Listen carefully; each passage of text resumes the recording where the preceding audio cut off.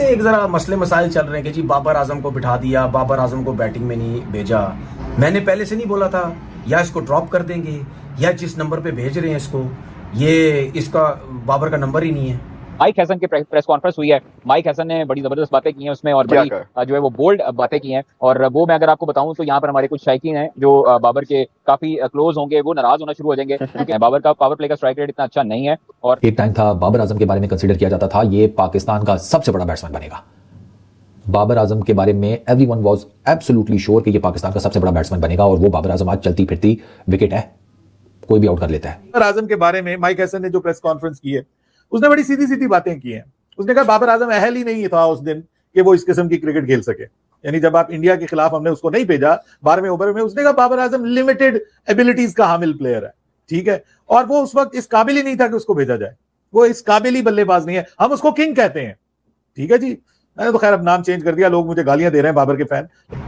तो ये तो बातें तो प्रेस कॉन्फ्रेंस में सलमान आगा ने फखर जमान और बाबर के लिए बात कर तो दी है, सबको वहीं से पता चल जाना चाहिए कि यार इन दोनों के साथ होगा क्या। हम सिर्फ बाबर बाबर लगे, फखर जमान के साथ क्या कर रहे हो आप लोग? क्या उसको वो रिस्पेक्ट मिल रही है? क्या वो उसको इतनी वैल्यू दी जा रही है? हम बाबर की तो बात कर रहे हैं, नो डाउट, इसलिए बात करते हैं क्योंकि वो बहुत बड़ा परफॉर्मर रह चुका है, हम इस वजह से ज्यादा बात करते हैं और लोग उससे डॉलर्स कमाते भी हैं। वाले थे यार, वजह ये कि आप खेलने के लिए जा रहे हैं सुपर 8 और सुपर 8 से पहले जो तमाशा आप लोगों ने देखा कि उसको जाते हुए 4 नंबर में माइक हैसन ने गुद्दी से पकड़ के खींच लिया और बिठा दिया, पकड़ के बैठ तेरी ऐसी क्या कर दिया मेरे बापजी ने ऐसे तू साले 12 ओवर के बाद खेलेगा ना, तेरा स्ट्राइक रेट ना तेरे पास हर वक्त तराज हो रहे हैं, बत्तियां बुझ गई हैं, बाबर का नाम ले लेके हल्की पड़ गई, मदम पड़ गई, कह रही है ये तो रन करता नहीं है बेचारा।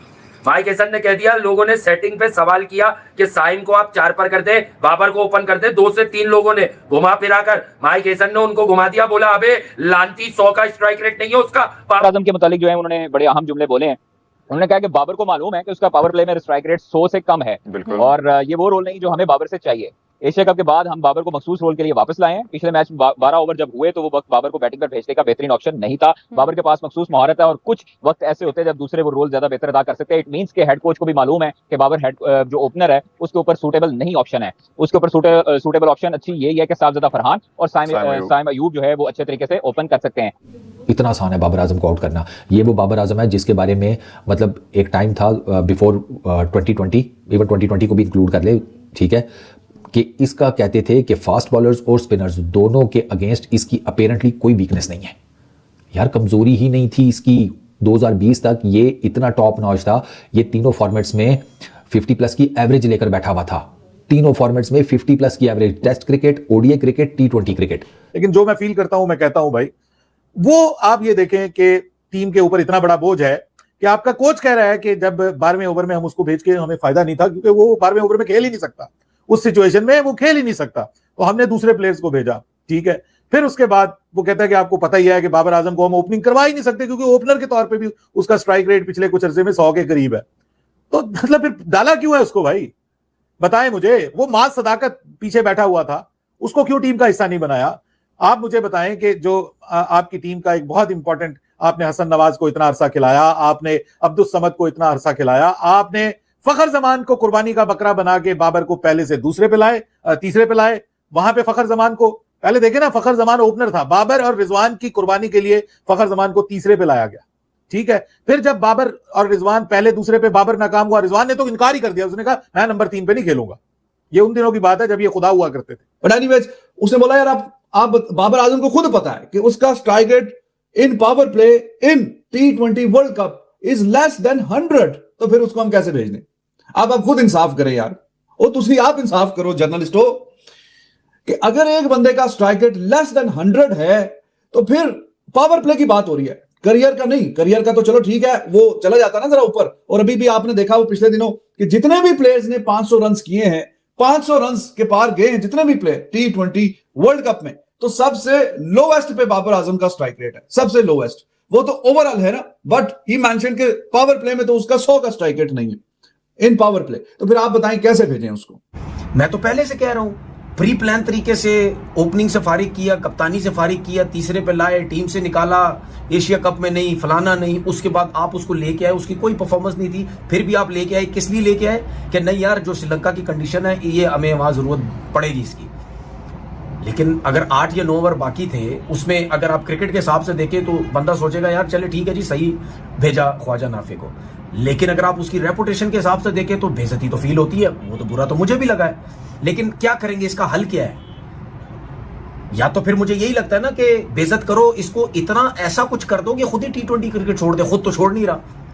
ये तो बाबर आजम को सोचना है ना कि यार आपने इसी तरीके से चलना है, या आपने कहीं माइंड में बिठाया हुआ है कि मेरी बेइज्जती होती रही, कोई मसला नहीं है। वो कोई मिसालें दे रहे हैं, स्मिथ की दिए जा रहे हैं, उसने समझा ही नहीं बाबर को, इसीलिए उसने उसको वापस भेज दिया। ये उससे भी ज्यादा बेइज्जती की बात है कि नंबर पे नहीं भेजा, पैड किए में नंबर आ सकता था।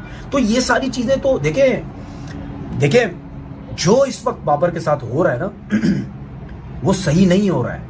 अबे ये इतने छोटे छोटे से पेट क्यों निकल रहे हैं इनके गोल गोल से? सवाल करते ना रामेश, तुम तो थे वहां पर। रामिस ने भी सेटिंग पे साइम का सवाल कर दिया कि क्या आप उसे नीचे खिलाएंगे? नीचे? अबे तो क्या किसके ऊपर करेंगे हाँ। अगर नीचे खिलाएंगे तो? ये भी तो मुश्किल से सवाल पूछता है ना। मैं यही कह रहा हूँ, पूछते कि इसकी फिटनेस क्या है बाबर आजम की भाई? कहाँ है? इसको बाउंड्री लाइन पे खड़ा किया जाता है ताकि ज्यादा भागना ना पड़े। नहीं, ये छोटी छोटी गोल गोल सी टमियां जो नाव के ऊपर आई है, ये गोला बना हुआ है, ये कहाँ से निकलने इसको लाओ ना शॉर्ट मिड विकेट पे, कहाँ से निकल रही है? भागना पड़े, इसको भागना पड़े वहां पर। वहां मसला ये है ना कि यार जब सेटिंग आपकी चलेंगी तो टीम का कम्बिनेशन नहीं बन पाएगा। बाहर जो कुछ रोना धोना था, जैसा कुछ नजर आ रहा था, तो हो गया।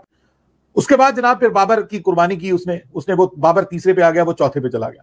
अब बाबर फिर चौथे पे आगे खेल रहा है और वो बाहर बैठा हुआ है। और हैरानगी की बात यह है कि हमारा कोच कह रहा है कि फखर के बगैर हम बेस्ट प्लेइंग 11 खिला रहे हैं। मुझे यह बताएं कि विदाउट फखर आपका मैच विनर, आपने न्यूजीलैंड के खिलाफ उसका रिकॉर्ड भी देखा है कि जो वो न्यूजीलैंड के खिलाफ परफॉर्म करता आ रहा है, उसके साथ आप इतनी बड़ी नाइंसाफी कर रहे हैं, इतनी बड़ी ज्यादती कर रहे हैं। और बाबर जिसके बारे में आप ये कह रहे हैं कि वो नंबर 1 पे नहीं खेल सकता, वो 12वें ओवर में नहीं आके खेल सकता, तो भाड़ में जाए ऐसा प्लेयर। फिर वो किस चक्कर में उसको टीम का हिस्सा बनाया हुआ है? मैं वहां पे कहता कि फिर क्या क्या जरूरत पड़ी हुई है आपको? फिर रोल स्पेसिफिक, सिचुएशन स्पेसिफिक आपने बल्लेबाज खिलाया हुआ है कि ये इस तरह की सिचुएशन होगी कि ऊपर से 2-3 आउट हो जाएंगे तो फिर बाबर आके टीम को संभालेगा। और अगर बाबर ने वो रोल भी बड़े मैच में प्ले ना किया हो तो फिर कहां उसका हक बनता है, बताएं। तो दोस्तों ये थी प्रतिक्रिया। माइक हेसन ने जो प्रेस कॉन्फ्रेंस में बाबर को लेकर बयान दिया है, पाकिस्तानी मीडिया में उसी पे चर्चा हो रही थी। माइक हेसन ने कहा है कि बाबर आगे भी 4 नंबर पर ही खेलते रहें क्योंकि हमें 4 नंबर पर स्टेबिलिटी की ज़रूरत है। और पिछले मैच में भी क्योंकि 12 ओवर निकल चुके थे इसलिए बाबर को नहीं भेजा गया। तो अब आप देखिए किस तरह से कितना ही भरोसा करती है मैनेजमेंट उन पर।